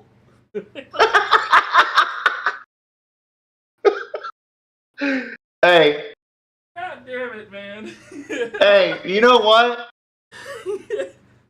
There's a clip that I do want to. I want you to bring up next week. All right. You have to send it to me. It has to do with Texas hockey. Okay. Now, Longhorn hockey beat the fuck out of A&M a couple days ago, 11-3, and it was 8-3, and I think a goalie was going out or something like that, or he was getting subbed out or something, and he got fucking mad, right? And he got the fucking hockey stick, and he hit it against the wall, right? And the next part fucking had me dying. This is probably the most Aggie thing I had ever seen, and it's hockey. He tries to step over, but he fucking catches the fucking ledge, and he trips as he fucking hits the goddamn wall. Wow. And the cameraman catches it right on cue. Also, JB, you're super sick. I'm sorry to hear that, man. Thank you so much for your support, thank you, man. buddy. We appreciate you. I hope you get to feeling better, brother. Thank you for all the support. It's finally nice to meet you in the flesh, dude. It's awesome. Well, not in the flesh, but, you finally get to see my face. I guess, So, it's finally good to be on the show and to be able to greet you, man. Love the support that you've shown. We really appreciate over here. You're always welcome here, brother. We appreciate you. Everybody's feeling welcome. better, brother. Yes, sir. Everybody's welcome. We're all one big happy family. Yes, sir. That's all that matters. And if you're an A&M fan, you're still welcome, but just know. Just know you're going to get made fun of. 17-7. Fucking, they fucking take a massive fucking deficit of 23 points and blow it to Texas basketball, which is a fucking disgrace in basketball sports. Let's keep it real. We're not even good at basketball ever. Even with Rodney Terry. I wouldn't be so sure. I think you guys will make. Maybe I was a little ambitious when I said. We'll barely make it. No, but I was anyway. a little ambitious when I said the Elite Eight, but maybe Sweet 16. I could see Sweet 16. You guys I don't think into the Sweet 16, but then Elite Eight, I don't know about that. I think we'll get close to like the round of 32, but that's it. You'll be shocked, man. You'll be shocked how far. Well, if we allow a certain somebody to fucking make shots, that Rodney Terry keeps fucking up somehow. Which they're playing against Ole Miss right now. I didn't even get a chance to see it, but anywho, before we get out of here, is there something you wanted to tell me, Jomo? I feel like you're missing something. Something pretty epic I could see. Nah, man. I can't really think of anything, Yeah. I can't think of anything either. Happy birthday to you. Happy birthday to you. Happy birthday, dear TJ. Happy birthday to you. And that's the most singing you're going to get out of me on this show. Hey, everybody, this motherfucker. If you are watching right now, wish TJ a happy birthday, please. please, please, please, if you're watching right now, hell, I'll even set an example for you. You ready? Type it in that big chat bubble. Happy birthday, TJ. There you go. I appreciate you guys so much. Dude. You do realize this. TJ, you're awesome, man. You run this thing like you're passionate all the time. And let me tell you, you put your heart and soul into this every single time you go to stream, even when I'm not present. And that just goes to show, TJ is a perfect example of, as a streamer, you don't need these big time graphics. You don't need all this fancy schmancy stuff. It's nice to have, but realistically, he doesn't need it. You know why? Because he's a hell of a guy. He knows football. He knows the game, man. And I can think of no one better to do a football podcast with than TJ, and that's the whole reason I joined, man. I've always said it. This podcast ain't complete without TJ, man. I couldn't run it. I couldn't run it by myself, and I wouldn't want to, because the Pixie and Mafia podcast, at its heart, is TJ, man. So show that guy some love. He's 29. Show that guy some love. He's 29 today. He's turning into an old man like yours truly. Show him some love. Give him some likes. Give him some follows. Give him some subscriptions. Man, just show that guy lots of love today. He means the world, man. He's an awesome dude. The sooner we get to 500, the sooner I could put us on the LLC list. LLC? Hell yeah. I just did my taxes yesterday, by the way. But no, those were very kind words. I appreciate it. And I appreciate everybody that tunes into this wonderful podcast that we run called the Pigskin Mafia Podcast. I got so many people to thank, that starting off with you, JMO, for riding it out with me and helping me out get to this point, and figuring out how to get views, first of all, and getting to people in their own way through verticals or whatever.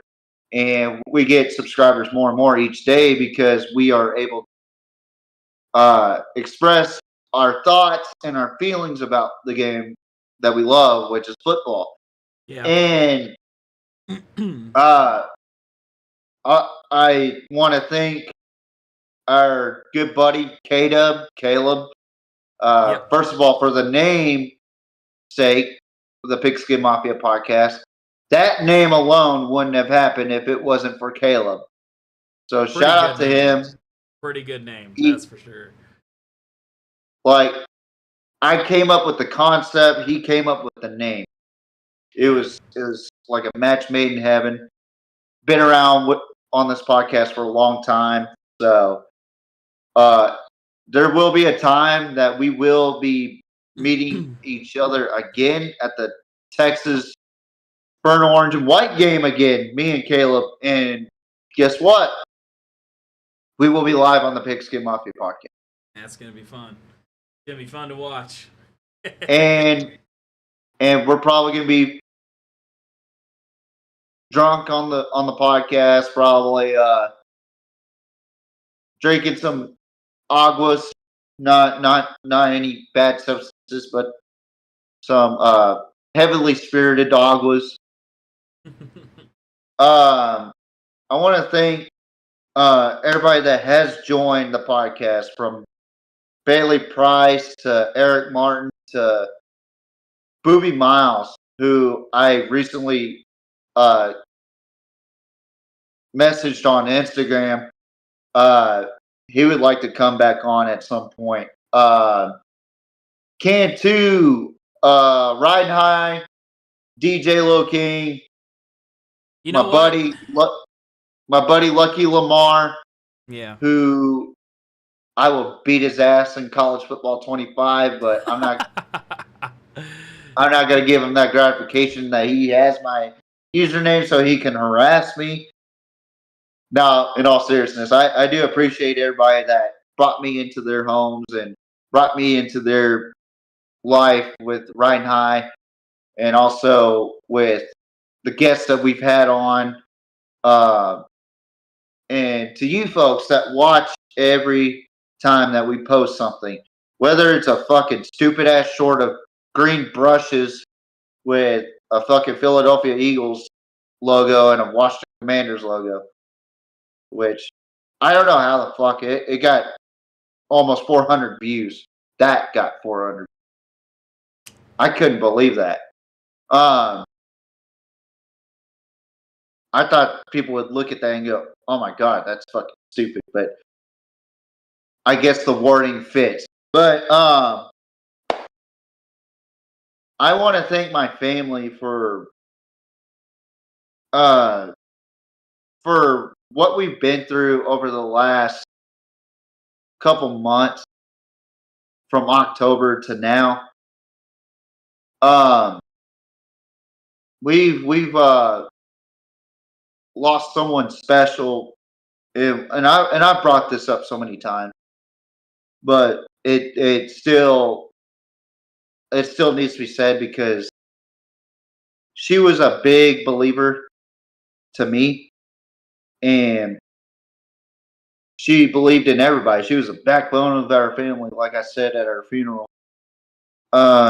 Without her, you wouldn't have gotten this guy that goes on here and talks about the game the way he does, passionate and with love. And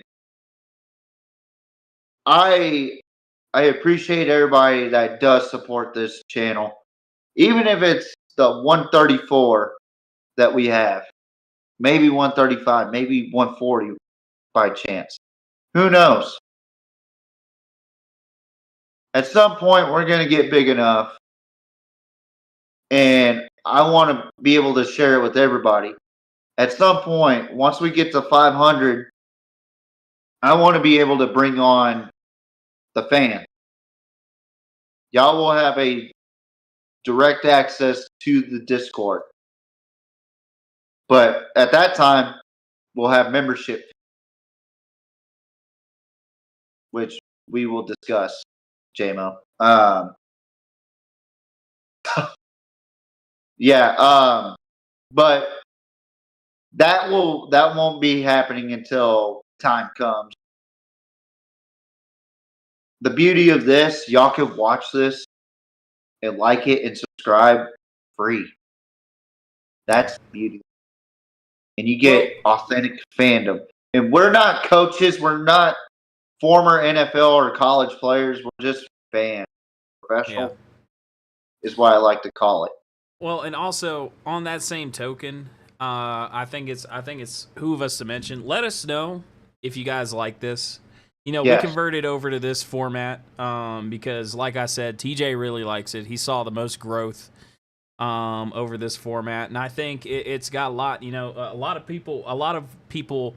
You know, a lot of what people do now is they swipe. You know, they'll swipe through. You know, they'll doom scroll and stuff. You know, and everybody does it. You know, they'll scroll through Who doesn't? shorts. You know, Facebook and all that stuff. So we're trying to reach you, and we're trying to get a word out. You know, we're trying to, you know, start a conversation with you. That's the way I see it.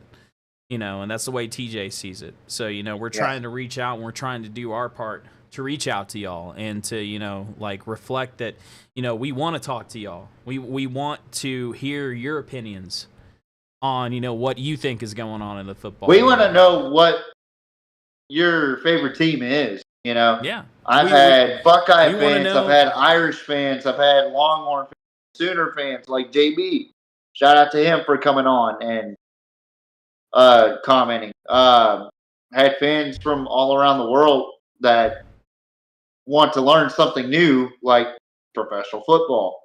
But I'm a bad person once it comes to teaching foreigners how to play football because I have one type of English language and it's called unfiltered.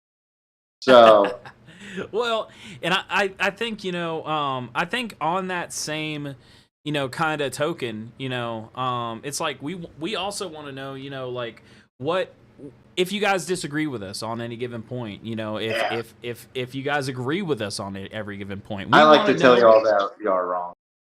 We all the want to time. know what you guys think, you know, and that's the beauty of it is we can reach out to you in this format and get you guys' opinions on what y'all think is right, what y'all think is wrong, you know, like, oh, you know, like my favorite team's Oklahoma, you know, like, you know, I disagree with you when you say Texas is, one of the best teams in the SEC.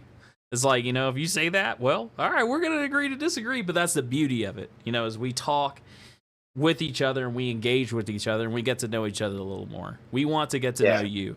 We're reaching out.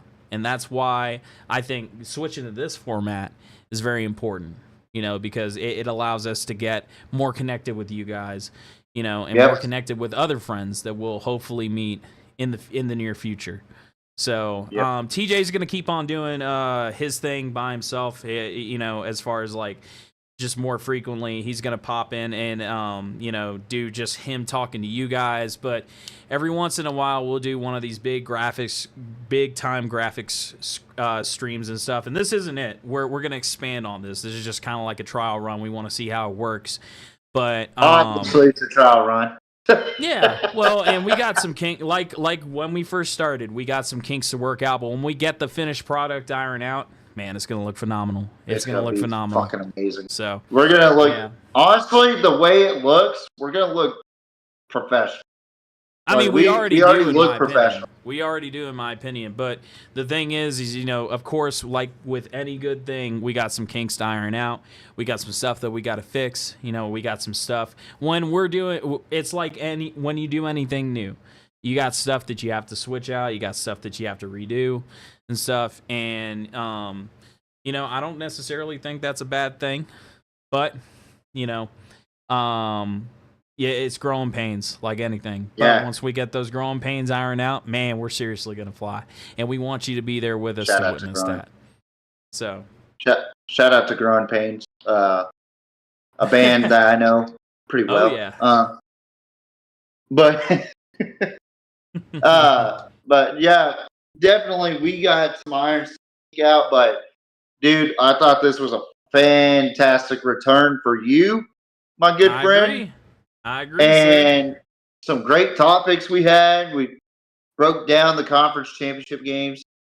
I'm happy to have been here for it. Yeah. We even made fun of Liam Cohen, which what county was he in? If you don't mind, JMO, if you could play that clip one more time. What county is Liam Cohen in right now? Everybody brace yourselves. This is going to get really, really cringe. Are you ready? This is your new Jacksonville head coach, ladies and gentlemen. If you're watching from Jacksonville, Florida. Let me ask him this question first. So Coach Liam Cohen, what county are you in right now? The community. Duval.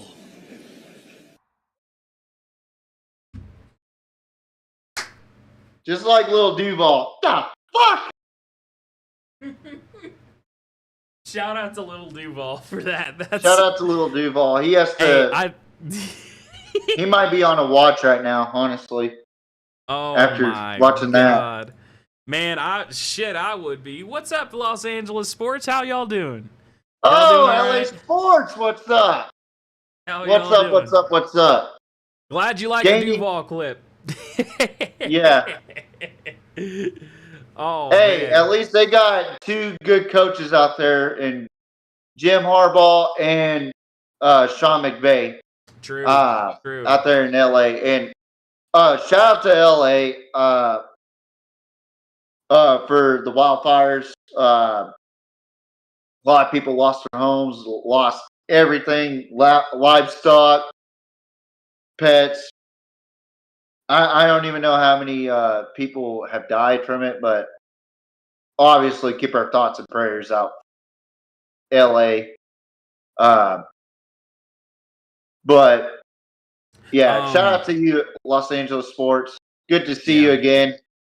Had a field day with Los Angeles, getting to talk about Rams football as well. Man, I think, on that same token, when I was home for the break, I heard about what was going on. I didn't really have an opportunity to speak on it. I'm gonna go ahead and speak on it on my stream as well, probably in expansion. But man, I actually have friends that live over there right now, and have actually had to move because of the fires. And nothing really can prepare you for that. You know, nothing can really prepare you for grabbing your stuff and just going somewhere where you don't know. You know, so if you're watching this and you have the money to donate, the money to help out, I'm gonna go ahead and direct you guys to a good resource for the wildfires.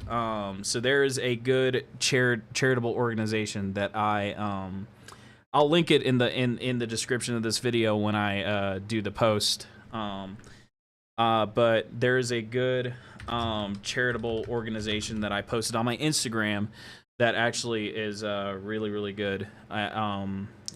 Really good, and they're doing a lot of promotion about the LA wildfires. Right now there's a lull, as a lot of people have mentioned, in the attention that the wildfires have been given. I think that's wrong, because now is just the time when people are starting to recover.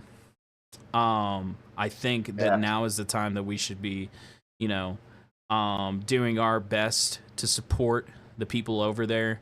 Just put it in perspective. These guys did not, know what was going to happen. They still don't. Some of them are still unhomed, or some of them are still out of their homes.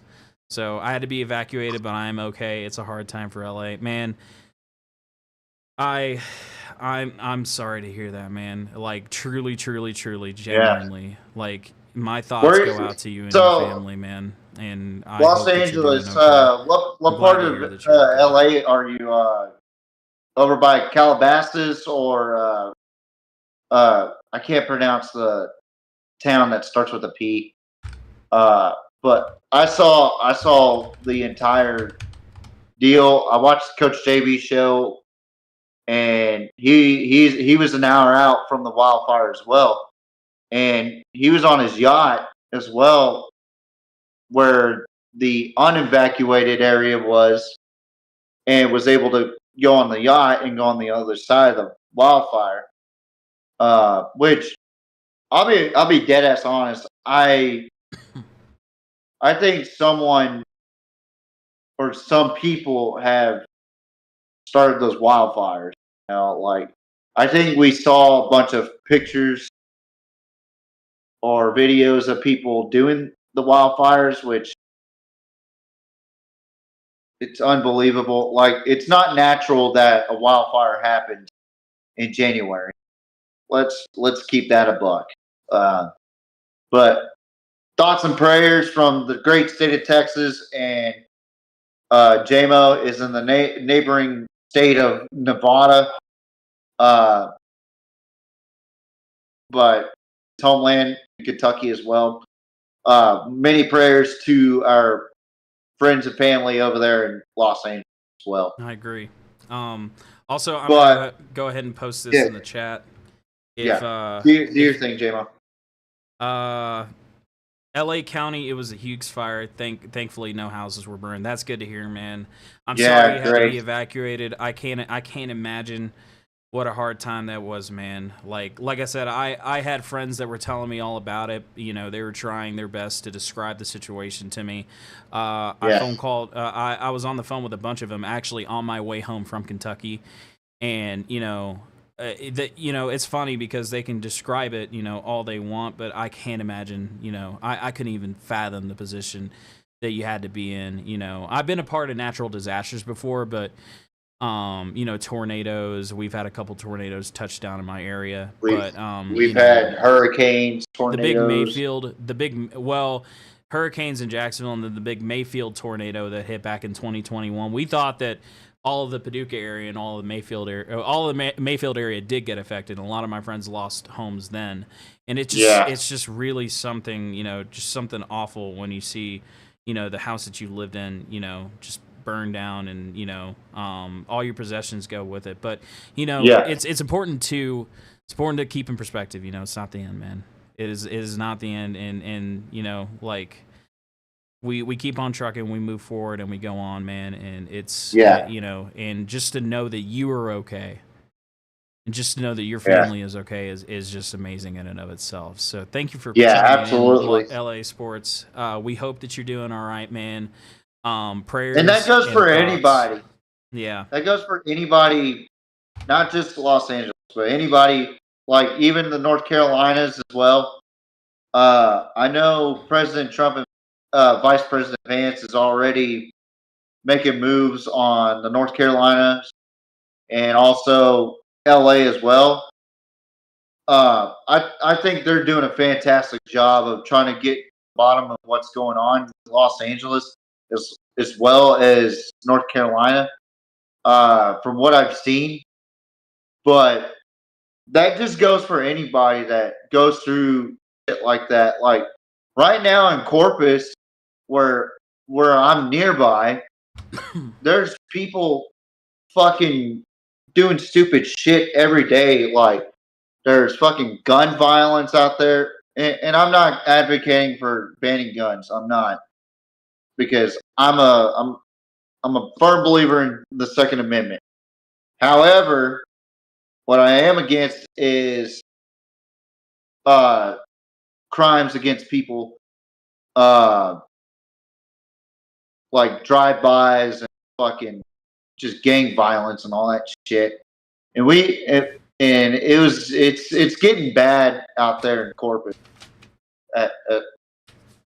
I mean, it just got ranked in the top 10 in one of the most dangerous cities, I believe, in the nation right now, which is not good. So you got a bunch of stupid shit going on. Not to mention Bill, stop. Got a lot of stupid shit going on. Just know that everybody needs to be united as one. Everybody needs to love each other. No matter what your political views are, I could give a shit less. If you're a good person, you're a good person. Not, you're not. And your actions speak louder than words to me. And for those that do watch and appreciate what we do and what we say outside of football, I appreciate it very much, because without you guys, we wouldn't have this shit. Honestly. Right. And yeah. and before we get off here, I just want to say thank you guys for even tuning in, especially on a day like January 29th. Actually, 29 years ago, I was born the night after a specific team won a Super Bowl. Their last Super Bowl appearance. It was the Dallas Cowboys with Emmitt Smith, Barry Switzer, Troy Aikman, Michael Irvin, Jay Novacek winning their last Super Bowl and appeared in their last Super Bowl ever for the Dallas Cowboys. And Barry Switzer will never get, I will never ever say that was Barry Switzer Super Bowl. That was Jimmy Johnson. Jerry Jones just fucking didn't like Jimmy Johnson because Jimmy Johnson wanted to win. Jerry Jones wanted to fucking, let's make Dallas so marketable that everybody will buy Dallas Cowboys merch. And then we fast forward to today. The team's in shambles. Went 7-10, I believe. Fucking can't figure out what we need to do on offense or defense. Our defensive coordinator chooses to coach for the Commanders.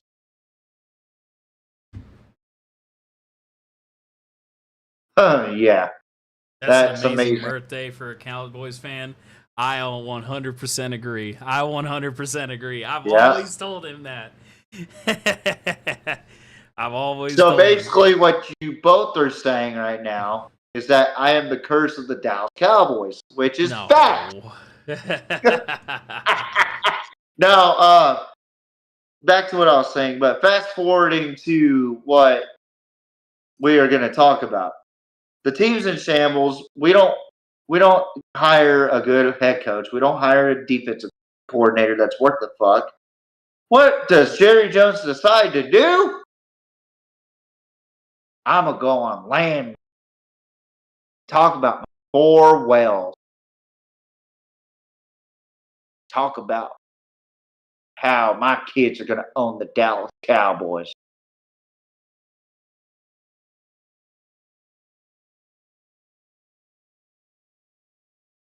Motherfucker, you are still alive and you're still owning the goddamn team.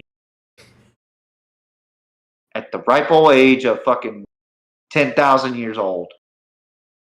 It's time for you to stop.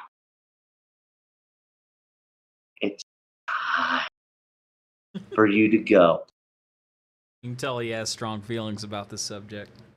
And he should. And he should.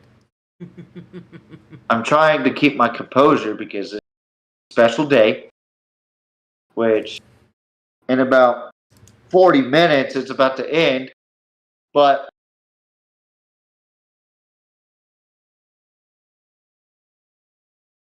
Jerry Jones is a geriatric fuck that can't let go of his ownership, and I need Elon Musk. I need Elon Musk to answer me on Twitter and give me the power to take ownership of the Dallas Cowboys. I will make Elon Musk proud. You know why? Because I will let the coach have full autonomy. I will hire a coach that's what the fuck, and I will get a damn good quarterback.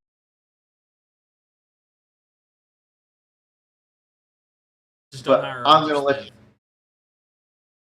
I would never hire that fucking Lorax looking motherfucker.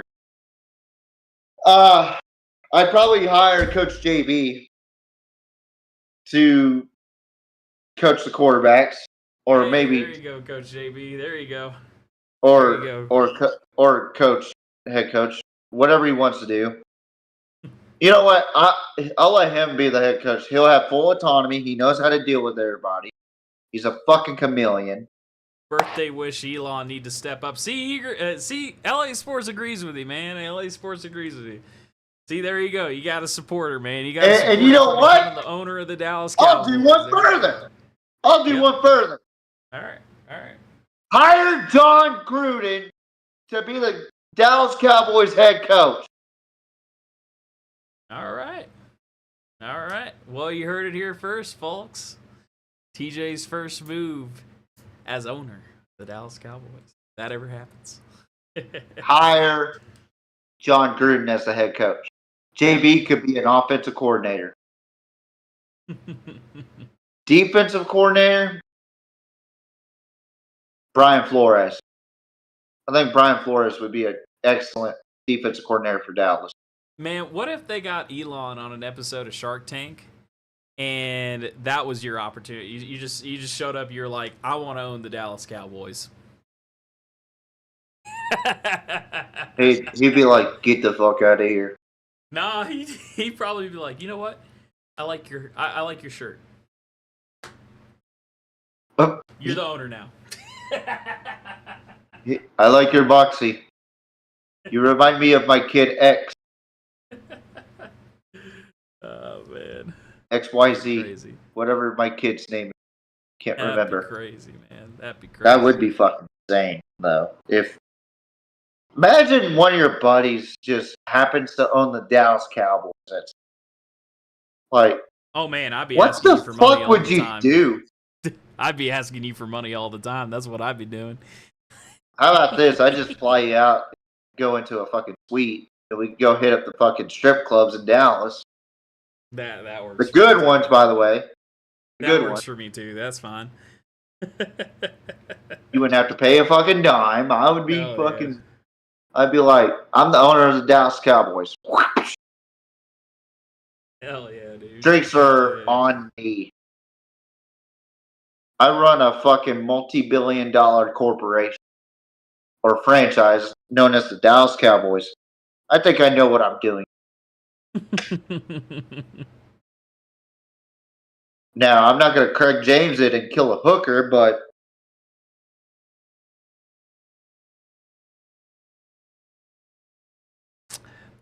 Sometimes it's hard to be your producer, man.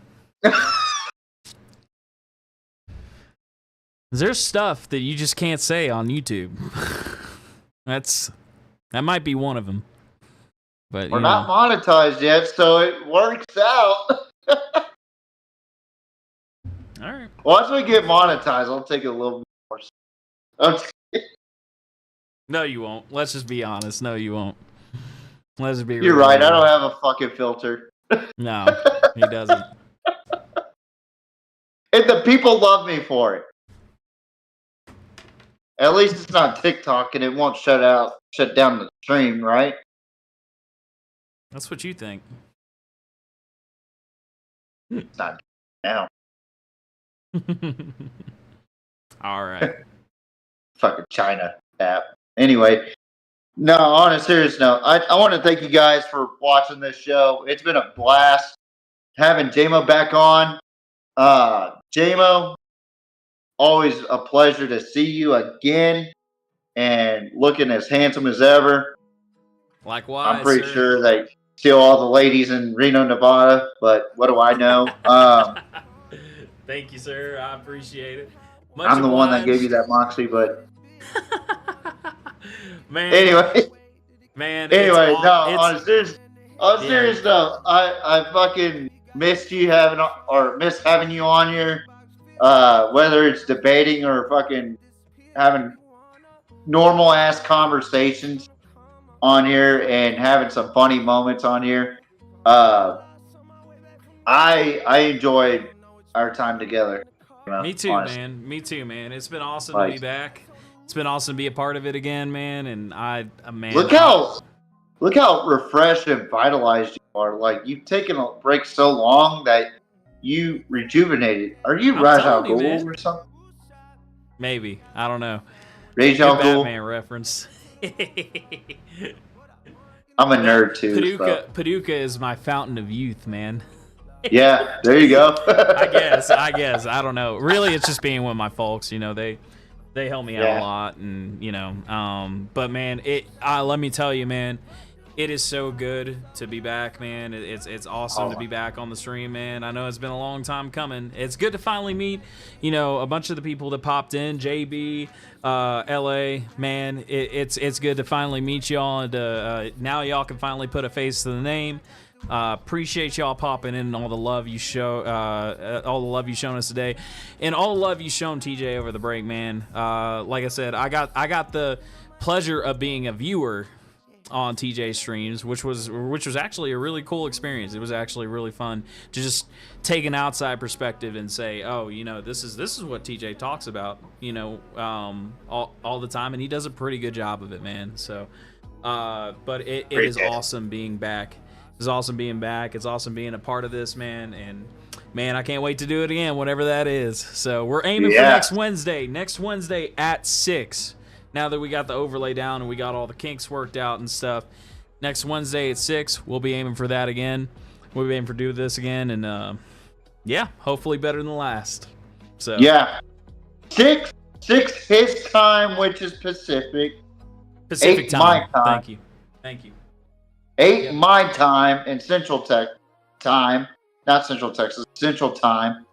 Again, if you haven't done it already, subscribe, leave a like, share with your friends, family, whoever you love, your coworkers, maybe your boss, if your boss is interested, your dog that keeps rubbing on you as you're talking on a podcast. I do appreciate you guys for watching. And it's time for me to bid you adieu. Goodbye, and good night. Bang! Toodaloo, motherfuckers!